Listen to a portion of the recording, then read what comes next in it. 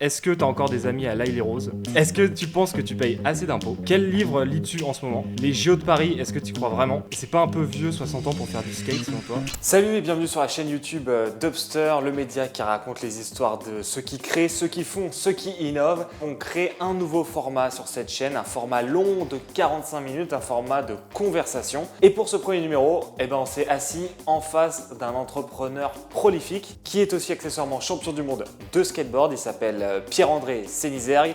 C'est le fondateur de la marque de skate Ethnies. On s'est posé 45 minutes avec lui et il nous a raconté sa jeunesse en banlieue parisienne, son départ aux États-Unis à l'âge de 21 ans en Californie, à Los Angeles, où il a rencontré des personnes les plus importantes de sa vie, des personnes qui lui ont permis ensuite de créer sa propre marque qui sera mondialement connue. Bon, on vous laisse déguster tout ça. C'est parti, Upster avec Pierre-André Sénizergue. Bonjour Pierre-André. Bonjour. Est-ce qu'on peut se tutoyer? Ça te va? Pas de problème. Ok. Bah écoute, on va rentrer un peu dans le vif du sujet. Tu es originaire de l'Aïle et Rose, dans le Val-de-Marne. C'est ça. 9-4. Est-ce que tu peux me parler de ta jeunesse là-bas? Quels sont tes souvenirs en fait? À quoi ça ressemblait une vie entre 0 et 15 ans à l'Aïle et Rose? Alors, à l'Aïle et Rose, j'habitais donc dans une rue assez fréquentée par les voitures. Donc, pas très facile pour le skate. Okay. Et j'allais skater les rues d'à côté, où j'avais beaucoup de bons copains. Et bon, il pleuvait pas mal, donc pas toujours facile pour le skate. On cherchait toujours des endroits pour skater. C'est une ville aussi où il y a quelques rues qui sont en grande descente, comme la rue du commandant L'Herminier.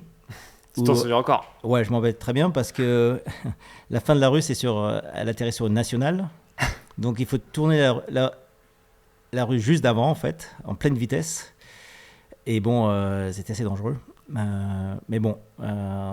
C'était un de tes spots favoris, quoi. C'était assez incroyable. C'était, disons, mémorable, hein, c'est clair, parce qu'on devait calculer quand les feux passaient du rouge au vert pour pouvoir partir d'en haut.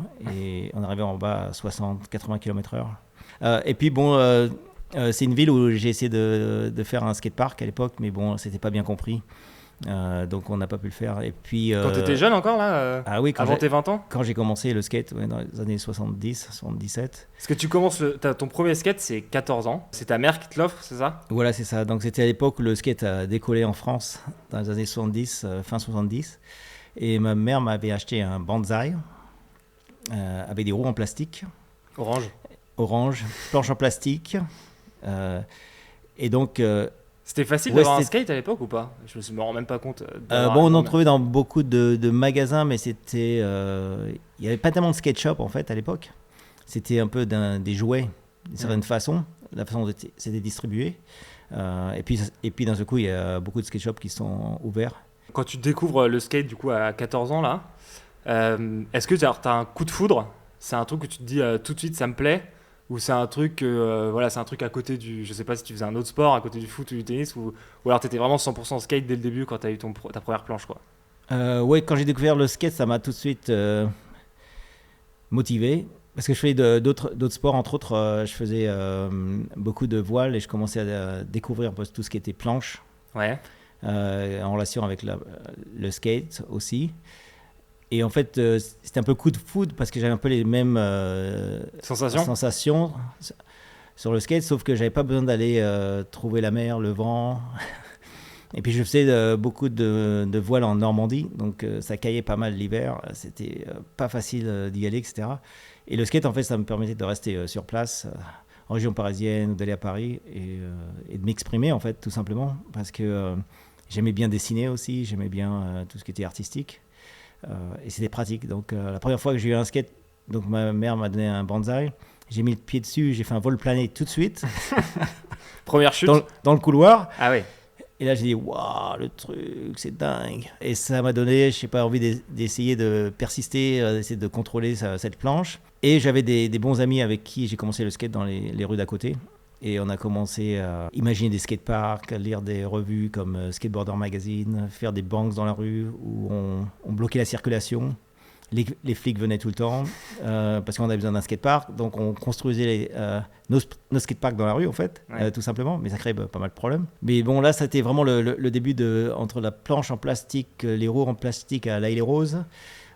Jusqu'au moment où j'ai découvert l'uréthane, ouais, à Paris, dans des magasins de skate. Et alors là, c'était une révolution parce qu'on a l'impression de voler en fait. Ouais, t'as eu Avec ces des planches. sensations différentes tout de suite. Ouais. C'était beaucoup plus rapide, on n'entendait pas le bruit des roues, alors que les roues en plastique, ça faisait beaucoup de bruit, ça allait pas vite, c'était mou. Et là, c'était très dynamique et ça volait carrément. T'allais souvent au Trocadéro aussi, quand tu sortais un peu de l'Aile et Rose. Tu considères que c'est la Mecque du skateboard à Paris. Est-ce que tu peux expliquer pourquoi ce terme, c'est quoi la sensation que tu as vue quand tu es allé la première fois au Troca? Je sais pas si tu t'en rappelles, mais... Ah ouais, je me rappelle très bien. Ouais. Donc, je faisais du skate à l'Aile et Rose et mes copains m'ont dit qu'il faudrait aller au Troca parce qu'on voyait des magazines de skate. Il y avait beaucoup de magazines de skate à l'époque, il y avait à peu près 12 magazines de skate français. Ah ouais. Ouais, c'était Ok. dingue. C'est parti de 0 à 200 à l'heure. Et donc, on voyait les gars qui skataient au Trocadéro. Donc, nous, notre banlieue, hein, on devait prendre le bus, avait pas de RER, le ouais. RER. Des fois, ça prenait 1h30 avant d'arriver au Troca. Mais après, quand on arrivait au Troca, c'était un truc de dingue. Il y avait des skateurs partout, hein. Et au début, je me rappelle, il y avait tellement de skateurs qu'on ne skatait même pas sur la place du Troca, devant les fontaines, mais dans les jardins du Troca. Et on descendait sur les fesses, en fait. Et ça faisait des espèces de courses de dragster. Et on s'est entre les virales à fond. Et à la fin, on s'éclatait dans les arbres, etc. Enfin, c'était des trucs de dingue. Et on n'osait même pas aller sur la place du Troca encore parce qu'on n'était Vous pas attendiez d'avoir suffisamment fort. Ouais. Ouais. Mais là, il y avait des trucs de dingue. On voyait du skate dans tous les sens. Ça allait dans les jardins, sur la place du Trocadéro. Et on rentrait après, on se dit waouh. Et du coup, là, dans ces années où tu découvres le skate, où tu es à Paris, où tu t'améliores, j'imagine, parce que tu dois faire des rencontres au Troca, ou j'imagine que tu fais pas Ah oui, mal de alors, rencontres sur Paris, où tu te dis... Le Troca, c'est très important en fait. Quand je suis allé au Troca, c'est là que j'ai commencé à voir les premières figures de skate.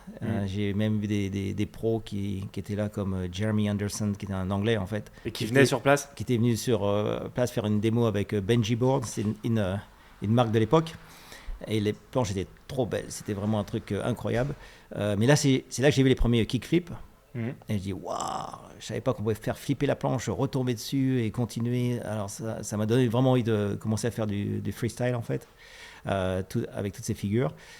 Et là, j'ai découvert d'autres personnes qui faisaient du skate en compétition aussi, Ok. et qui m'ont dit, ah, t'as l'air de progresser très vite, tu devrais venir avec nous faire des compètes. Et moi à l'époque, j'étais plutôt, waouh, je fais du skate. Pour le plaisir. Ouais, dans ma banlieue avec les potes, on va au Troca, on s'éclate, mais je pensais même pas du tout faire des compétitions, c'est plutôt pure sensation. De fil en aiguille, finalement, je suis allé faire quelques compètes et là, je me suis rendu compte que c'était assez cool en fait parce que on rencontrait plein de gens de toutes les régions de France Ouais. et là, c'était carrément incroyable parce que à C'est l'époque, melting pot, quoi. voilà, il n'y avait pas d'internet, il n'y avait pas de vidéo. Oui, parce qu'on est dans les années 80, quoi. On est au début des années 80, là. Voilà, c'était fin des années 70 encore. Fin des années 70, C'était- ouais. Et on voyait les magazines de skate, mais on voyait pas comment vraiment les gens skataient. Il y avait quelques séquences, mais il n'y en avait pas trop en fait. Donc, quand on rencontrait d'autres personnes de France, alors d'une part, esthétiquement, ils s'habillaient complètement différemment, des styles complètement différents, et vraiment des influences qui étaient plus influencées par le surf en fait, Ouais. qui venaient de Biarritz, etc. Ceux plus influencés par la ville, par exemple sur Paris, et ceux qui venaient du Nord, Bretagne, ou Cherbourg par exemple, c'était complètement différent aussi. Donc il y avait, et ceux qui venaient des montagnes aussi, c'était complètement différent aussi. Donc ces rencontres c'était assez exceptionnel et ça motivait en fait beaucoup d'essayer de découvrir un peu plus loin que sa région. Et du coup, tu fais des compètes, mais tu les gagnes. Je vais à des compètes et en fait j'ai gagné assez vite. Ouais. Et j'étais assez étonné en fait. T'as pas été champion de France à 16 ans? Ou c'était Ouais, plus j'ai tard la première année, j'ai gagné une Coupe de France la première année. Ouais. J'ai commencé à faire des compétitions, champion de France tout de suite, et quelques années plus tard, champion d'Europe. Mais j'étais assez étonné en fait. Mais je pense que c'est parce que j'avais fait pas mal de sport. Avant, j'avais commencé par les arts martiaux. J'avais fait beaucoup de judo. Mhm. Et je pense que ça m'aidait à tomber, à comprendre l'équilibre, peut-être aussi à comprendre la culture aussi. Et puis le fait d'avoir fait de la voile, je pense que ça m'a été beaucoup au niveau de l'équilibre aussi. Et puis le côté un peu aventure aussi, un peu pirate en quelque sorte, un peu rebelle. Et est-ce que aussi, parce que on n'est pas champion uniquement par les capacités tu vois, des jambes ou sportives, c'est aussi un état d'esprit dans la tête. Enfin, moi, j'imagine que c'est aussi ça. Mais c'est-à-dire que très jeune, tu avais cette idée d'être numéro 1, ou c'est quelque chose dont tu te souviens aussi qui était ancré en toi ce côté, si je fais de la compète, je la gagne, ou c'était vraiment un truc qui arrivait un peu, comme tu dis, automatiquement? Ouais, c'est un peu arrivé par hasard. Je dirais que j'ai des compétitions. Et puis, moi, ce qui m'intéressait surtout, c'était d'inventer des choses. Donc, inventer des figures. Ça m'intéressait de comment on pourrait faire une autre façon de skater ou différents types de figures. Et donc, mais en fait, de fil en aiguille, ça m'a permis de gagner des compétitions, en fait, parce que j'avais des T'es le figures seul que à les faire autres, certains les trucs, autres ouais. ne faisaient pas, mais parce Ouais. que j'essayais d'imaginer, de créer, et en fait, c'était vraiment tout simplement de l'expression. Et mon expression en tant que personne, c'est de créer des choses qui me motivaient. Et alors, ce qui est assez particulier, c'est que donc en parallèle, tu gagnes un peu toutes ces compètes à partir de 16 ans, en gros. Et en fait, tu pars faire des études dans l'informatique. C'était une autre passion que j'avais quand j'étais beaucoup plus jeune, en fait. Ok. Des fois, j'essayais avec mes potes de ma banlieue, là, on allait dans les décharges publiques, on démontait les télés et on essayait de faire des operating boards, des espèces d'ordinateurs Ouais. à l'époque. Des cartes mères ou des trucs comme ça. Ouais, voilà, c'est ça. Et on faisait des trucs, enfin, on s'amusait, etc. Et tout. Et j'ai toujours bien aimé tout ce qui était électronique. Donc, en fait, je me suis demandé qu'est-ce que je pourrais faire comme boulot dans le futur. Et peut-être quelque chose dans tout ce qui est ingénieur, Ouais. tout ce qui est ordinateur, etc. Et tout. Et c'est pour ça que finalement que j'ai fait des études d'ingénieur. Ok. Bah, en fait, tu avais deux passions et tu as voulu te lancer à fond dans les deux, quoi, si on peut résumer. Ouais, en fait, j'avais même. C'était pas une pression genre de tes parents qui disaient tu vas pas être skateur, tu vas faire des études. Non. Non, même pas, c'est ton Non, choix pas du personnel, tout. quoi. Non, mais mes parents étaient ils m'ont aidé beaucoup dans le sport. Ils adoraient le sport. Mon père adorait le sport. Donc, ils ont toujours bien aimé que je fasse du sport. Mais ils voulaient que je fasse des études quand même. Ils savaient que c'était important. Mais en dehors de l'électronique, du sport, une des passions que j'avais, c'était le dessin aussi. Et je pensais qu'en fait, à l'origine, avant de découvrir le sport, en fait, je pensais être un peintre. Ok. Je peignais beaucoup, en fait. J'avais même des galeries qui exposaient Ah ouais. mes dessins. Donc jeune aussi À encore. l'âge de 7 ans, 7, Ah 8 ouais. ans. Ouais. Ok. Parce que je sais pas, ça me passionnait, j'adorais dessiner. Mais quand j'ai découvert les arts martiaux, le judo, en fait, ça m'a fait un déclic plutôt dans le sport. Ouais. Et de la voile, ça m'a fait un déclic sur le skate. Et voilà. Donc difficile de faire le tri parmi tous ces Ouais, trucs. donc il y avait tout qui me tournait dans la tête, Plus la Californie du coup. différentes passions. Ouais. Et en fait, ce qui s'est passé avec le skate, c'est que c'était un peu une combinaison de tout ça. Et alors du coup à 21 ans, si ma mémoire est bonne, tu pars aux États-Unis. Oui. C'est ça. Alors c'est même 22. 22. Et alors qu'est-ce qui se passe? Là, c'est le moment où tu te dis j'ai envie d'y aller et tu fais le grand saut et tu te dis c'est maintenant quoi. Oui. Alors j'avais fait un stage chez IBM. Et, Aux États-Unis du coup ou, non, ici en France, Ok. pour gagner un peu d'argent. Je me rappelle très bien quand j'ai travaillé là-bas, je devais porter un costard et cravate. Mais le seul truc que j'avais envie de faire, c'était vraiment de partir quand c'était la pause à midi pour aller faire du skate. Donc j'allais dans ma voiture, je me changeais en skateur, j'allais skater au lieu de manger. Je remettais mon costard avec la cravate et j'étais dans mon ordinateur et je me rappelle, je transpirais et tout, j'avais encore trop chaud. Parce qu'il n'y avait pas de douche non plus, rien du tout, donc je transpirais un truc de dingue. Je me dis mais qu'est-ce que je fous là? là crois tu qu'il t'es faut dit mais que- je peux plus rester là quoi. C'est un peu Je ça que sais tu t'es pas, dit. j'ai l'impression qu'il y a un truc, il faut que j'aille en Californie. Ok. Et donc quand j'ai eu suffisamment d'argent pour acheter mon billet, je suis parti. Et je connaissais un gars en Californie que j'avais rencontré à un camp de skate en Suède. Ok. C'était un Suédois. Et qui m'avait dit ouais, moi j'habite en Californie, si jamais tu viens, écris-moi et je viens te chercher à l'aéroport et après tu te débrouilleras. Et alors j'ai envoyé une carte postale, Ok. il n'y avait pas de email à l'époque. Bah ouais. Pas de WhatsApp. Et en Californie, j'avais son adresse et il m'a répondu ouais, si tu viens, pas de problème. Il m'a pris à l'aéroport, j'ai eu de la chance, il était là. Et je suis resté chez lui une semaine et après il m'a dit bon, tu te débrouilles. Parce qu'à l'époque il habitait avec une copine et tout, et elle n'a pas trop aimé que je reste là chez lui à Tu t'as squatter. l'incruste. Et donc je me suis retrouvé dans la rue à Venice Beach et je campais, enfin je dormais sur la plage, etc. Oui, parce que là dans tu la te rue. retrouves sans rien en fait. Ouais, donc j'avais rien. T'as fait une semaine chez ton pote et après t'es Voilà. là quoi. Sauf que j'avais mon skate, ma casquette, et donc à Venice Beach il y a beaucoup de gens qui passent. Et donc j'ai commencé à faire des démos de skate avec ma planche. Je mettais mon chapeau par terre et pas surprise, les gens me Mais donnaient t'es de des l'argent. dollars. Ouais. Ça me permet de survivre. Et puis j'ai fait ça quelques mois, et puis finalement, quelqu'un est passé, un team manager d'une marque de skate que j'adorais, qui s'appelait Sims Skateboard. Et là, lui, il était pro chez Sims, il était team manager, et il m'a dit, il faut que tu skates pour Sims. Il est venu te voir, quoi. Il est venu me voir, oui. Et après, il m'a dit, voilà. Alors moi, c'était ma marque préférée en plus. Ça tombait à pile. C'était génial. Et donc, j'ai commencé à skater pour Sims. Donc, j'avais plus besoin de faire mes planches, de les acheter, etc. Et puis, il m'a envoyé une compétition de pro tout de suite de skate à Vancouver. Et j'ai gagné tout de suite. Ok, première fois, direct. Première fois. Et tout le monde dit, mais c'est qui ce Français? Et donc, et là, t'étais un ovni pour eux, quoi. Tous les gars disaient, c'est qui ce Français? On n'a jamais entendu parler. Et ils ont commencé à dire, ils sont tous forts comme ça, les Français. Ouais, tous mes potes, ils skatent à fond, ils sont super forts, etc. Mais on n'était pas grands, on n'était pas beaucoup, en fait. Parce que le skate était tellement descendu qu'il n'y avait pas beaucoup de skateurs. On avait essayé de faire survivre le skate. On faisait des fanzines, on faisait des événements pour se retrouver.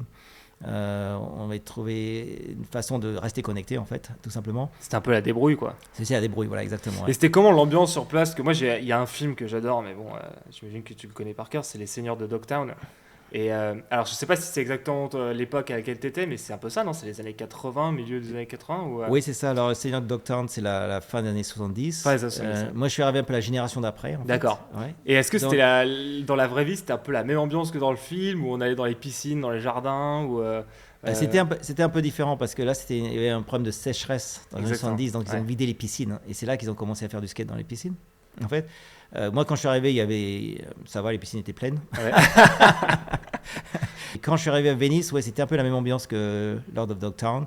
C'était très pauvre, Venise, en fait. On a du mal à imaginer aujourd'hui. Mais il y avait beaucoup de touristes qui passaient sur Venise parce que c'est à côté de Los Angeles. Il y a pas mal de gens qui font des shows dans la rue.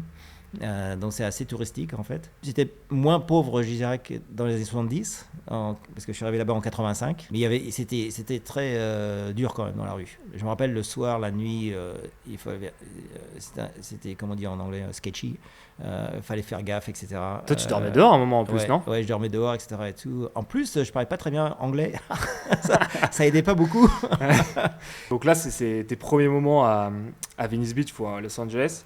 J'imagine que tu fais des tonnes de rencontres, vu que tu es tout le temps dehors à faire du skate et tout. Du coup, tu es sponsorisé par une marque. Comment te vient l'idée d'aller créer quelque chose, l'idée de l'entrepreneuriat, en fait, tout simplement.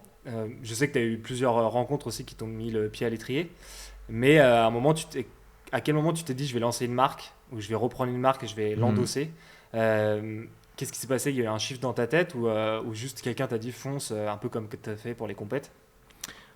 C'est beaucoup de coïncidences. En fait, quand je skatais pour Vans, j'avais toujours des problèmes de chaussures aussi. Même chose. Donc, j'essaie de réparer les chaussures, de mettre du duct tape. Souvent, j'essaie de discuter avec les gens de Vans, comme Steve Van Doren, et pas mal, de voir si on ne pouvait pas faire des chaussures qui durent plus longtemps. Peut-être mieux construit. T'étais pas le seul à te plaindre, j'imagine, quand même. Oui, tout le monde se plaignait, etc.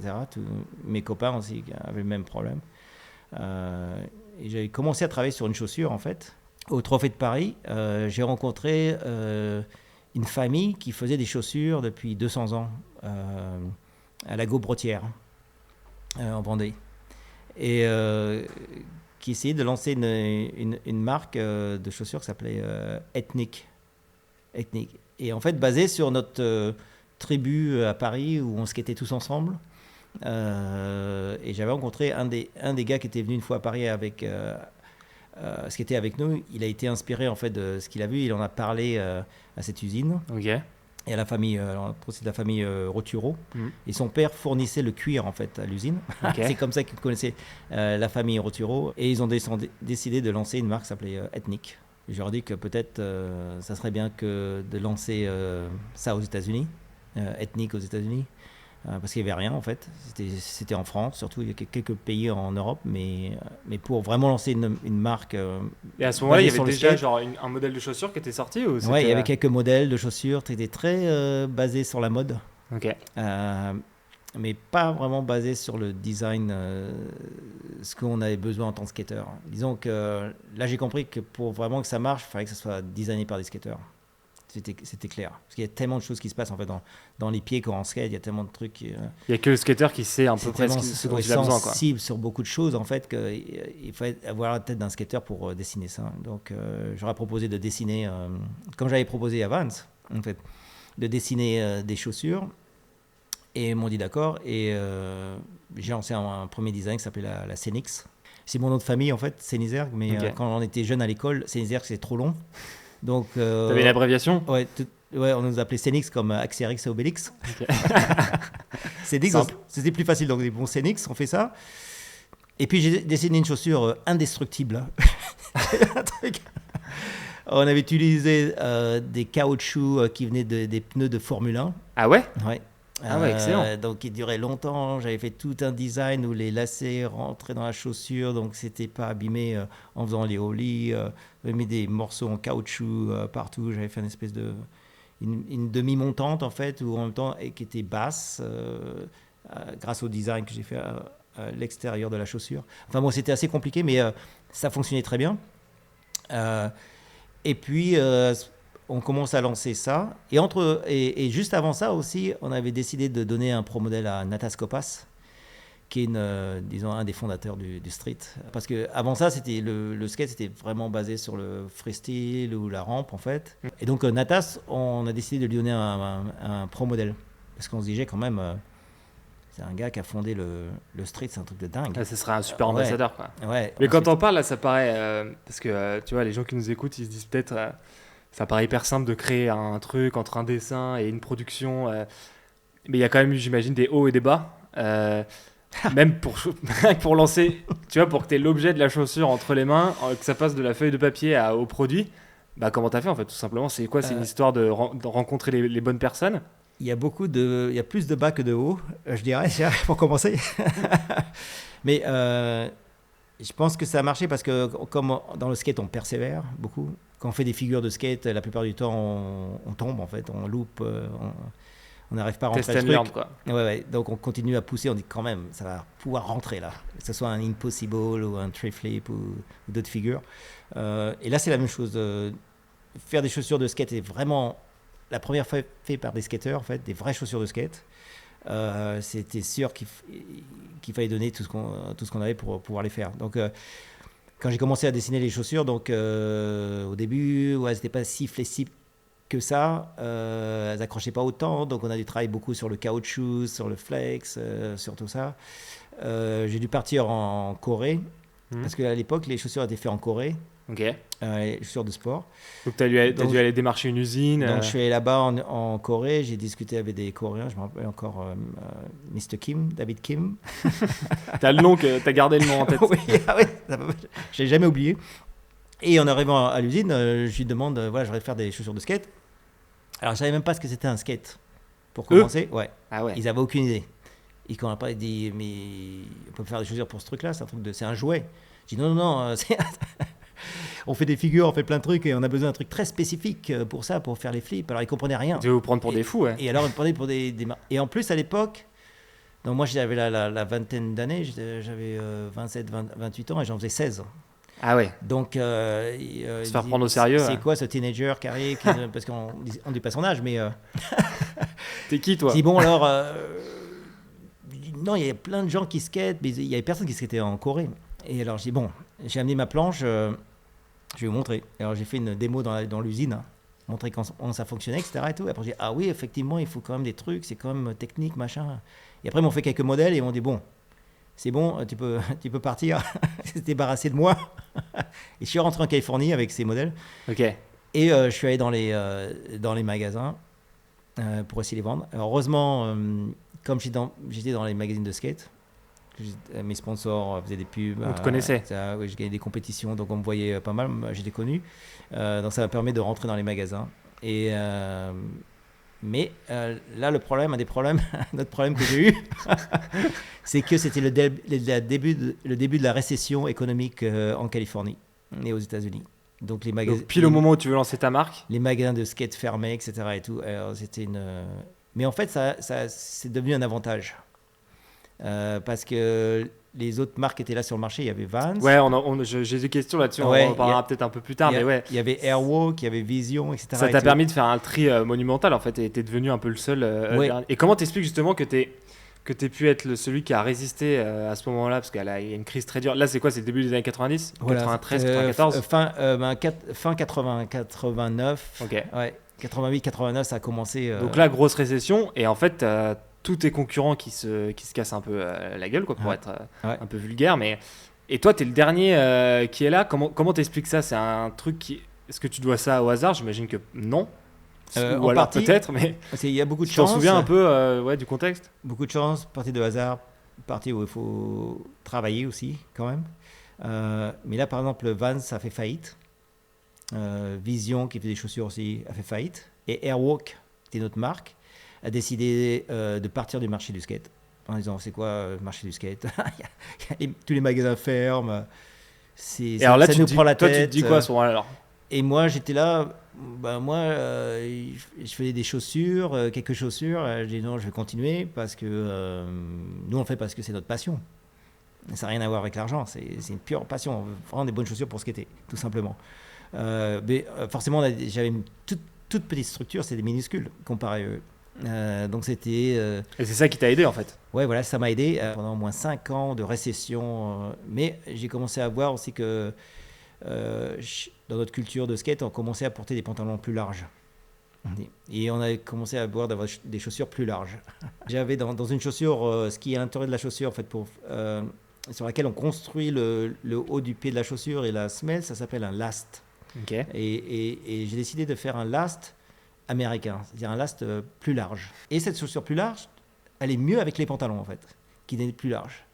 Et d'un seul coup, pas mal de jeunes ont vu ça et disent « Ah, c'est bien plus cool, en fait, ce style de chaussure ». Et j'ai remarqué aussi beaucoup de skateurs qui commençaient à couper les chaussures montantes, parce qu'à l'époque, dans ces années-là, c'est les chaussures montantes qui étaient la mode. Ils ont commencé à couper. Alors j'ai lancé une chaussure qui s'appelait la low cut, parce qu'on a coupé le haut, et qui était plus large. Et j'avais dessiné sur le côté un E pour Etnies, que j'avais fait à la main. Et en fait, ce logo Etnies est devenu reconnu très vite dans les écoles, dans les high schools en Californie. Et les jeunes donc, pouvaient acheter cette chaussure qui était plus large et que dans les skate shops.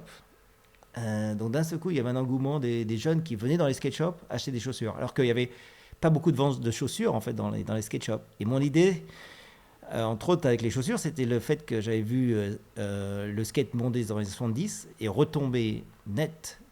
Et en fait, ce qui s'était passé, c'est qu'il y avait des revendeurs de planches. Dès qu'il y avait moins de skateurs, d'un seul coup, les magasins avaient des problèmes. Et les skate shops qui étaient derrière ça, c'était pas des skateurs. Et là, je me suis dit, bon, là, maintenant, il faut des skate shops faits par les skateurs. Donc, il commençait à y en avoir. Mais aussi, il faudrait un produit que d'autres personnes à l'extérieur du skate peuvent acheter. Donc, des chaussures, par exemple. Et je veux dire, si j'arrive à faire des bonnes chaussures, on va pouvoir faire venir des budgets, en fait, de l'extérieur du skate pour aider le skate.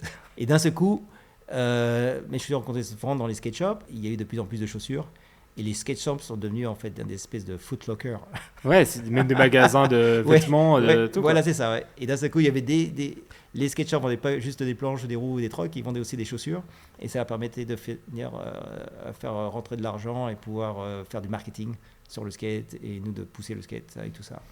Alors, arrête-moi si je me trompe, mais je crois qu'en 94, tu as ton chiffre d'affaires qui fait x5. Est-ce que c'est vrai ou pas ça? Non, même 6. x6 En gros, tu passes de... T'étais à quoi? T'étais à 1 million de dollars? Oui, alors juste avant, je faisais à peu près $1 million chaque année. Et là, 6 du coup. Ce qui a l'air gros quand on y pense, 1 million, mais en fait, c'est pas grand-chose quand on a beaucoup de dépenses de fabrication, etc. et tout, sponsoriser des riders, louer les entrepôts, tout ça.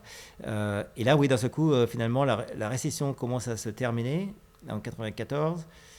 Il n'y a plus de Airwalk, il n'y a plus de Vans, il n'y a plus de Vision. Et en fait, il n'y a que des je suis le seul pratiquement sur le marché. Et d'un seul coup, les skate shops repartent et c'est passé de 1 à 6 millions en un an. Et alors là, c'était la folie. Parce qu'avant, j'étais la survie. Et après, c'était comment manager la croissance. Ouais. Et t'as jamais appris ça? T'as pas fait d'école? Non, j'ai pas fait d'école de commerce. Alors là, j'ai appelé tous mes potes avec qui je skatais. Venez m'aider tout de suite. Je me rappelle, il y avait des gars avec qui je skatais, des Suédois qui étaient au YMCA de Huntington Beach. Je dis, les mecs, vous voulez pas faire, vous occuper de l'entrepôt et tout c'est vous qui faites le ski, mais ils savaient pas, ils n'avaient jamais fait. J'ai appelé d'autres potes, tu ne peux pas t'occuper du team parce que ça commence à être la folie là. Il y a tellement de skateurs qui viennent me voir, demandent des chaussures et tout.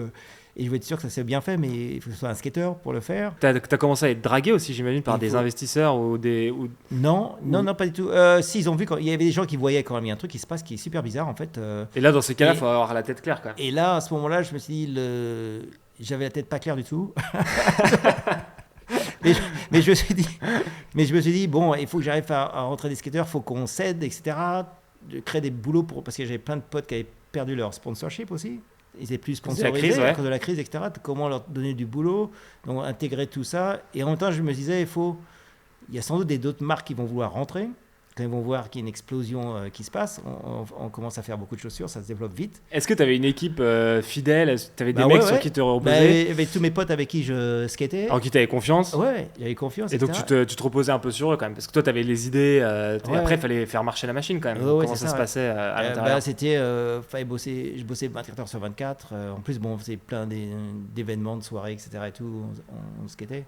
Et tu as réussi à créer une organisation où chacun avait son rôle en fait? Ouais. Ça s'est un peu fait comme ça? Ouais, c'est ça. Et après, tous mes potes m'aidaient à organiser ce qu'eux ils pensaient, comment il faudrait le faire, etc. Et tout. Et voilà, soit les mecs, les Suédois, les Anglais, les Français. Et je me rappelle même au début, il n'y avait pratiquement aucun Américain qui bossait. On était tous illégaux. Ah ouais? En fait, ouais. Mais bon, mais c'est parti comme ça. Mais d'un seul coup, c'est parti tellement vite qu'en fait, j'ai pu avoir une carte verte. Ouais. Et trouver des cartes vertes pour mes potes. Pour tes potes, ouais. Voilà, et vous êtes tous restés? Et voilà, on est tous restés.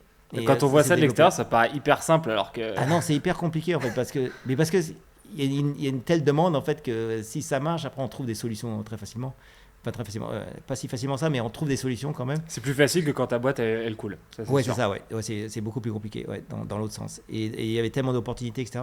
Et donc on a réussi à se créer ce mouvement en fait entre Ethnies, S, America, DC, des mecs dans le skate qui dessinaient des bonnes chaussures, d'un bon style et tout, parce que je voulais vraiment donner du bon style dans la rue, au skate, pour qu'il y ait toute cette image et pouvoir développer le skate simplement parce qu'on avait plus de fonds qui rentraient par rapport à tout ce qu'on faisait. Donc on pouvait faire des événements, on pouvait s'éclater, des soirées, et tout, donc on pouvait vraiment profiter en fait simplement du skate, simplement par la créativité des skateurs. Et des trucs qui étaient importants aussi à l'époque, c'est que je me rappelle, j'allais en Corée et dans l'avion, j'ai signé les collections.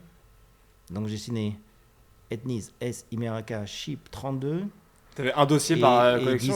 Et j'ai signé dans l'avion, en route. Oh là là. Toute la nuit, je buvais du coca, j'écoutais du heavy metal. Ouais, ça te faisait tenir? J'ai arrivé là-bas, j'ai donné les trucs à l'usine. Je repartais à l'hôtel et je bossais toute la nuit. Et même chose, coca, heavy metal. Pendant une semaine. Et après, je rentrais à Los Angeles, complètement mort en fait. J'étais complètement vidé. Et c'était comme ça. Il fallait que j'avance très vite. Et c'était vraiment du do it yourself, comme on dit. Je me rappelle une fois, on avait fait venir un container à une des premiers entrepôts. Et en fait, on n'avait pas calculé qu'un container, à la longueur que ça faisait, le parking était trop petit, donc ça avait renversé les balustrades qui étaient autour de nos entrepôts sur les mecs d'à côté qui avaient un garage, et alors ça créait des problèmes de dingue dans la...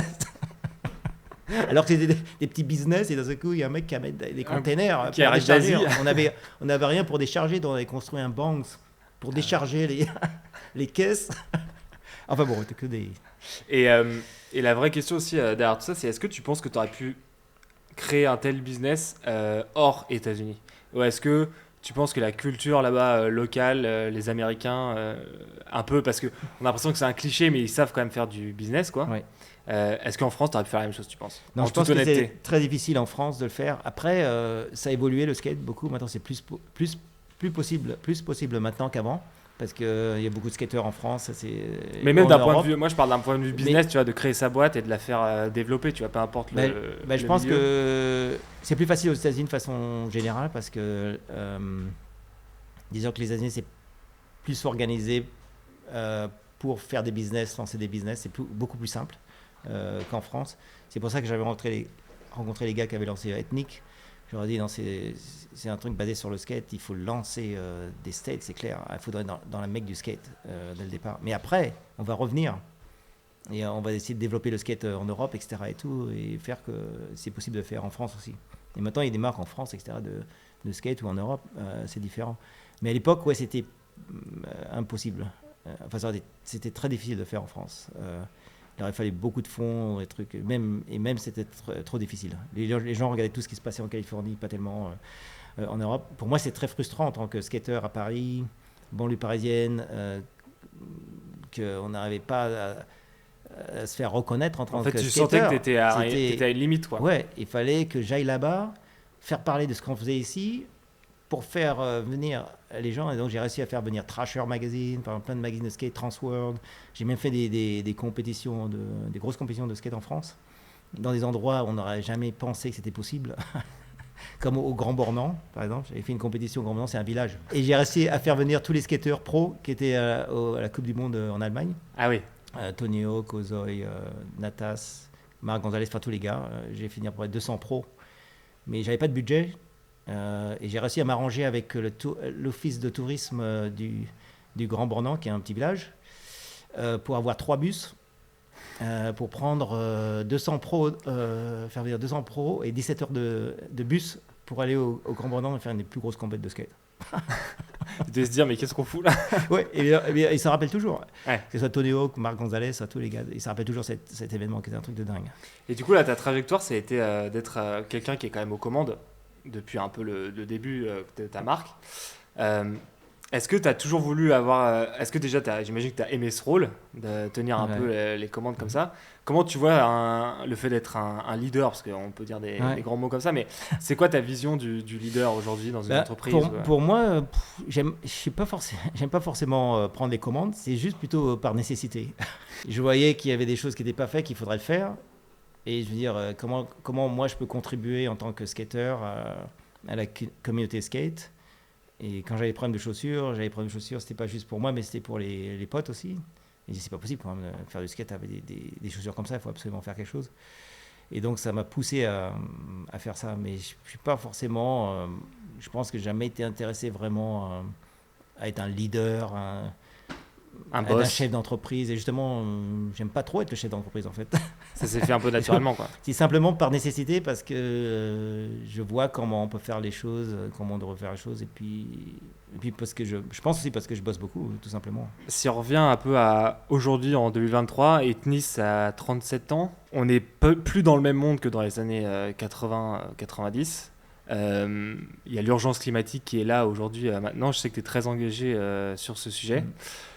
Comment toi tu vois le rôle d'une marque de basket ou de vêtements aujourd'hui dans un monde qui brûle de plus en plus, où on sait qu'on doit un peu arrêter de consommer de façon affolante? Toi, c'est quoi ta vision, je sais pas, des 5, des 10 prochaines années, tu vois, pour une marque de vêtements aujourd'hui qui est quand même globale et mondiale? Oui, pour moi, c'est un peu un rapport. Pourquoi j'ai commencé à faire des chaussures dès le départ? C'était un besoin, tout simplement. Chaque produit qu'on fait, il faut que ça fasse quelque chose de bon pour les autres.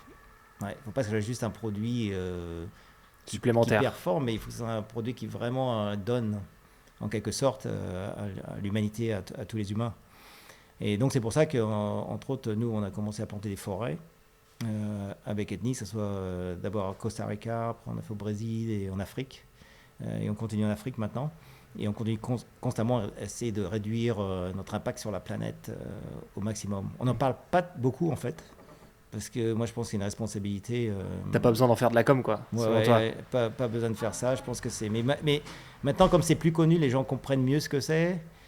C'est essayer de simplement montrer qu'on peut faire des choses. Et aussi, je pense qu'il y a un truc qui est très important sur l'environnement et sur l'avenir, c'est il faut pas toujours essayer d'être parfait, surtout, parce que des fois, si on essaie d'être trop parfait, on décourage les autres.